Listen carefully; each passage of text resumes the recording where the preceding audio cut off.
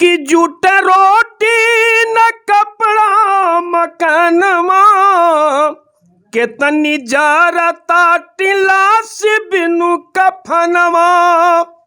पढ़ी लिखी रक्षा अरे चलावा तब भानवा। जुलुम करेला तेरे आँखी के समानवा। जुलुम करेला हो जुलुम करेला। उत्तर प्रदेश की राजनीति में ब्राह्मणों के अस्तित्व पर हमेशा खतरा मंडराता रहता है और ब्राह्मणों के व्यक्तित्व को भी हमेशा भजाया भी जाता है। जैसा कि आप देखते भी होंगे, चाहे उत्तर प्रदेश की वो कोई भी पार्टियां हो, बसपा हो, भाजपा हो, कांग्रेस हो, सपा हो या फिर कोई हो। नमस्कार, मेरा नाम विष्णु प्रभाकर है और ये गोरखपुर एक्सप्रेस न्यूज़ है। और आज हमारे साथ खास बातचीत करने के लिए मौजूद हैं अखिल भारतीय ब्राह्मण महासभा के राष्ट्रीय अध्यक्ष पंडित राजेंद्र त्रिपाठी, जो हमेशा ब्राह्मणों के हित की बात करते हैं। चलिए इनका स्वागत करते हैं। कुशीनगर के भोजौली में एक कार्यक्रम में आए हैं। सर नमस्कार, सबसे पहले तो स्वागत है। बहुत बहुत धन्यवाद। क्या हाल चाल है, कैसा चल रहा है?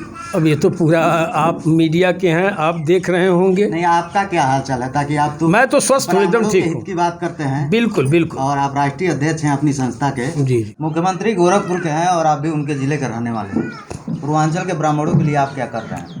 मैं पूर्वांचल मत पूछिए, पूरे देश के ब्राह्मण की बात करिए, इसलिए पूर्वांचल की बात करूंगा। नहीं, मैं बांट नहीं सकता, न पूर्वांचल को, न मध्यांचल को, न पश्चिमांचल को। आप देश के ब्राह्मणों की आन बान की शान, उनके सम्मान की रक्षा, उनके अधिकार की रक्षा, आने वाली अपनी पीढ़ी की रक्षा के लिए संगठन कार्य कर रहा है। ब्राह्मणों को पीड़ित ब्राह्मणों के न्याय दिलाने का काम कर रहा हूँ। एक नहीं, 1000 उदाहरण है। अभी देखिए, आपके सिद्धार्थनगर में एक ब्राह्मण 19 वर्ष का बालक, उसकी हत्या हो गई। रपट नहीं लिखा जा रहा था इस सरकार में। अभी 10 दिन की बात है, उनका मेडिकल परीक्षण नहीं हो रहा था। हमारे संगठन के लोगों ने धरना दिया, तब जाकर के उसका मेडिकल परीक्षण हुआ। उसके बाद तब जाके FIR लॉन्च हुई और पूरा ब्रह्मभोज का खर्चा जो है अखिल भारतीय ब्राह्मण महासभा ने उठाया। मैं स्वयं गया था। अच्छा, बहुत सारे गरीब ब्राह्मण भाई हैं जिनको सरकारी सुविधाएं नहीं मिल पाई, जैसे कि आवास और तमाम चीज़ें, उनके लिए क्या प्रोजेक्ट प्लान है आपके पास? मैं इसीलिए तो कहा हूँ, अभी आपके सामने इंटरव्यू दिया हूँ कि आरक्षण की व्यवस्था या सरकार, आरक्षण माने सरकारी सुविधा, अगर सरकार सरकारी सुविधा को अमीरी और गरीबी के आधार पर दे तो देश के सभी जाति धर्म संप्रदाय वर्ग के गरीबों को दे तो ये असंतोष नहीं होगा, ये विषमता नहीं होगी। अब आप यह खोज करके देंगे कि मैं दलित को ही दूंगा, मैं पिछड़े को ही दूंगा, तो फिर अपर कास्ट का, सवर्ण कास्ट का गरीब कहाँ जाएगा? मेरी मांग है खुलेआम, चाहे सरकार हो चाहे अन्य राजनीतिक दल हो, कि जैसे अल्पसंख्यक आयोग, दलित आयोग, पिछड़ा आयोग, महिला आयोग, तमाम आयोग बने हैं, उसी तरह से सवर्ण आयोग का भी गठन किया जाए, ताकि ये बेचारे सवर्ण जो सभी लोग इसकी उपेक्षा कर रहे हैं इस वर्ग की, कम से कम अपनी पीड़ा, अपनी बात अपने आयोग में कहेगा तो इनके लिए कुछ नहीं है। इस सरकार से हमने लिखित मांग किया था। इसकी मांग 2 मुस्लिम विधायकों ने सदन में अभी 3 महीना पहले हमारे अनुरोध पर किया था। सूबे का मुख्यमंत्री कह दिए कि सवर्ण आयोग की कोई ज़रूरत नहीं। एक सवाल मेरा और है सर जी, ताकि आप संस्था के राष्ट्रीय अध्यक्ष हैं, राजनीति तो है नहीं, ब्राह्मण हितों की बात करते हैं, लेकिन ऐसा मेरा नहीं कहना है, लोगों का कहना है कि समाजवादी पार्टी के जो राष्ट्रीय अध्यक्ष हैं श्री अखिलेश यादव जी से बड़ा आत्मीय लगाव है आपका। मेरा लगाव सारे दलों के बड़े नेताओं से है। उसका एकमात्र कारण ये है कि मैं किसी दल का एजेंट नहीं, न 54 का सदस्य हूँ। अभी कुछ दिन पहले आप गए थे ज्ञापन देने। हाँ, तो ज्ञापन देने का मतलब मैं नहीं योगी आदित्यनाथ हैं। हाँ, और आपने ज्ञापन पूर्व मुख्यमंत्री। हाँ, ऐसा अत्याचारी ये सूबे का मुखिया है, मुख्यमंत्री है, अत्याचार वो कर रहा है, तो हम क्या है ना? नहीं, सत्ता में तो अरे जो लगातार 3.5 साल मैं उससे देख रहा हूँ, अब उसके पास मैं न्याय मांगने जाऊंगा? इस बात को आवाज़ उठाने के लिए देखिए, मैंने विपक्ष के नेता को चुना कि विपक्ष, उस समय सदन चल रहा था, सबसे मजबूत विपक्ष के नेता यही हैं, इसलिए उनको ज्ञापन दिया गया कि सदन में उठाएं।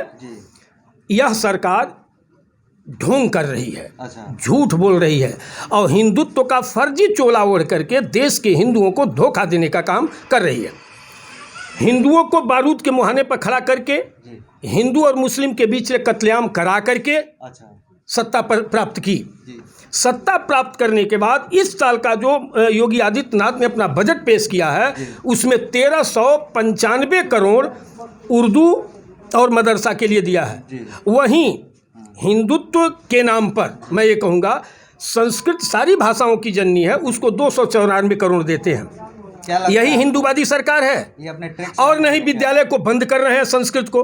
तो आप ये तो कहना पड़ेगा कि असली रूप आपका हिंदुत्व का नहीं है। अच्छा, आप ढोंग कर रहे हो। इस सरकार में जितना मुसलमान सुरक्षित है, हिंदू कहाँ सुरक्षित है? अभी 2022 का चुनाव आने वाला है विगत 1-2 सालों में, और सभी पार्टियां चाहे सपा हो चाहे कांग्रेस हो ब्राह्मणों को बचाने का काम कर रही है। अभी सपा के वरिष्ठ नेता अभिषेक मिश्रा ने कहा था कि हमारी पार्टी सत्ता में आएगी तो हम परशुराम की बड़ी बड़ी मूर्तियां लगाएंगे। तो वहीं बीजेपी के अल्टीमेट टीम से बयान आता है कि हम गरीब ब्राह्मणों को जो है बीमा करेंगे। तो इस पर क्या कहते हैं आप? ये सब लाली पाप है ब्राह्मणों को मूर्ख बनाने का, ठीक है ना। जिसे जो कुछ भी करना है, अभी चुनाव 1.5 साल है, अभी से वो करना प्रारंभ कर दे और खुलेआम चैलेंज करे कि मैं ब्राह्मण हित के लिए ये कार्य हम अपने एजेंडे में ला रहे हैं। हमारा तो नारा है कि जो ब्राह्मण हित में काम करेगा वही देश पर राज करेगा, उसी से मेरा वही देश पर राज करेगा, उसी से मेरा साथ रहेगा। तो 2022 की क्या तैयारी है आपकी? 2022 में मजबूत विकल्प हम लोग देंगे, उसकी तैयारी चल रही है। अच्छा लगा है? कौन? ये सब के सब ब्राह्मण द्रोही हैं। अभी तक इन लोगों का जो कार्य है सब ब्राह्मण द्रोही हैं। क्या खुद पार्टी कैंडिडेट उतारने के चक्कर में है क्या आप? ये मैं पहले बता दिया कि कोई मजबूत विकल्प तैयार किया जाएगा जो दिया जाएगा चुनाव से 6 महीने पहले। नहीं, प्लानिंग भी चल रही है, इसमें तमाम संगठनों को भी साथ लिया जा रहा है। एक मजबूत विकल्प दिया जाएगा जो खुली वकालत सदन में ब्राह्मण हितों की चर्चा कर सके। बात विवाद तो बहुत हो गया, मैं सुना हूँ आप गाना भी बड़ा अच्छा गाते हैं, तो थोड़ा सा गाना हो गया। ये बचपन से मेरा शौक़ रहा है गीत गाने का।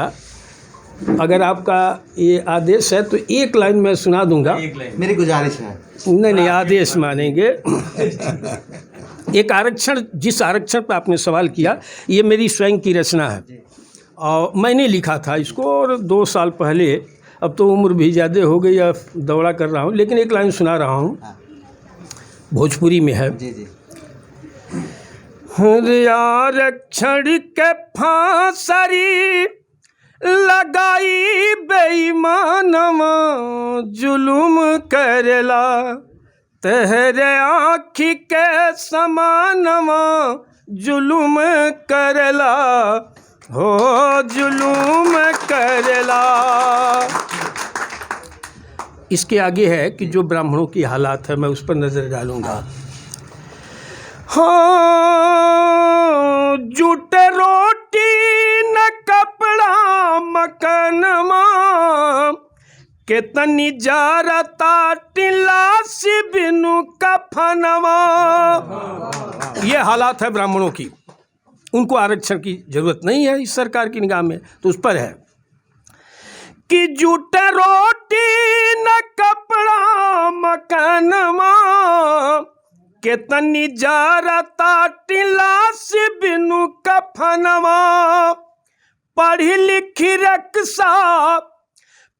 लिखी रक्षा अरे चलावा तब भानवा जुलुम करेला, तेरे आँखी के समानवा जुलुम करेला, हो जुलुम करेला।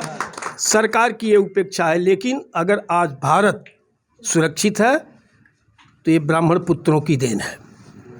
उस पर मेरा है कि जहाँ जान के सीमा पे, जहाँ जान के गरज बाट तो हई, वहाँ नाही मिली है आरक्षण के मानई। अरे परसु उठावा, ब्राह्मण पुत्रों को मेरा ललकार है कि अपना अधिकार लेने के लिए।